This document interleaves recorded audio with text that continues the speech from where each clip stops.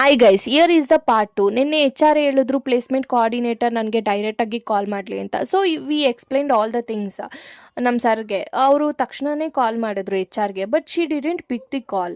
ನಾನು ಆಫೀಸಲ್ಲಿ ಕೇಳಿದೆ ಯಾಕೆ ಕಾಲ್ ಪಿಕ್ ಮಾಡ್ತಾ ಇಲ್ಲ, ಕಾಲ್ ಪಿಕ್ ಮಾಡಿ ಮಾತಾಡಿ ಅಂತ. ಅವ್ರು ಹೇಳಿದ್ರು ಲಾಗೌಟ್ ಆದಮೇಲೆ ಮಾತಾಡ್ತೀನಿ ಅಂತ. ಲಿಟ್ರರಿ ಲಾಗೌಟ್ ಟೈಮಿಂಗ್ಸ್ ಬಂದುಬಿಟ್ಟು 8 o'clock ಗೈಸ್. ಇವರು 7:10ಗೆ ಹೋಗ್ಬಿಟ್ರು. ಹೆಂಗೆ ಹೋದ್ರು ಅಂತಂದರೆ ಕಳ್ತನ ಮಾಡಿರ್ತಾರಲ್ಲ, ಅವ್ರು ತಪ್ಪಿಸ್ಕೊತಾರೆ ಅಲ್ವಾ, ಆ ಥರ ಓಡೋದ್ರು ಗೈಸ್. ನಿಜವಾಗ್ಲೂ ಇದು ಅನ್ಕಂಫರ್ಟಬಲ್ ಫೀಲ್ ಆಯಿತು.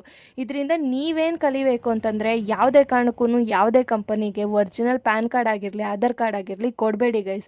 ಆಮೇಲೆ ಇನ್ನೊಂದು, ಸ್ಯಾಲ್ರಿ ಫಿಕ್ಸ್ಡ್ ಆಗಿದ್ದರೆ ಮಾತ್ರ ಹೋಗಿ.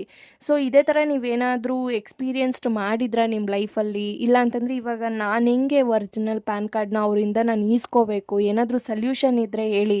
ಆ್ಯಂಡ್ ಇದು ನಿಮ್ಮ ಫ್ರೆಷರ್ಸ್ ಯಾರಾದರೂ ನಿಮ್ಗೆ ಗೊತ್ತಿದ್ದರೆ ಅವ್ರಿಗೆ ಇದನ್ನು ಶೇರ್ ಮಾಡಿ, ಸೊ ದಟ್ ಒಂದು ಅವೇರ್ನೆಸ್ ಕ್ರಿಯೇಟ್ ಆಗುತ್ತೆ. ಅವರು ಈ ಥರ ತಪ್ಪು ಮಾಡಲ್ಲ ನಂತರ ಅಂತ ಅಂದ್ಕೊಂಡಿದ್ದೀನಿ. So be careful. Thank you.